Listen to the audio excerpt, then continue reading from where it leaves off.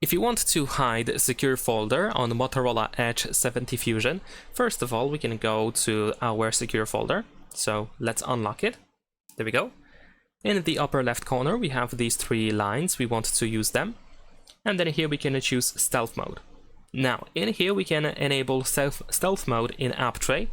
And of course, we need to confirm that we want to do that. So now the secure folder is not going to be displayed here in the app tray or the app drawer. In order to find it, we need to, for example, go to the Moto folder and open the Moto Secure app. Tap on Get Started in here if you didn't go here yet. We can also skip this. There we go. We have some permissions that we need to grant, so let's go to permissions in here. And I guess we have to enable notification permission actually. Let's see if that is the case. Yeah, there we go. All right, so finally in here, we can find the secure folder as well. So we can unlock and access it.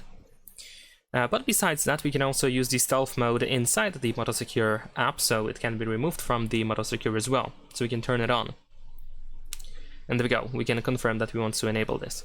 So now if I go back to the Moto Secure, as you can see, the secure folder is now hidden. Now, in order to find the secure folder, we have to open Settings. Then we're gonna scroll down and go to Security and Privacy. Then we're gonna go to More Security and Privacy. And then here we have the secure folder, which we can enter. That is pretty much it. Leave a like and subscribe.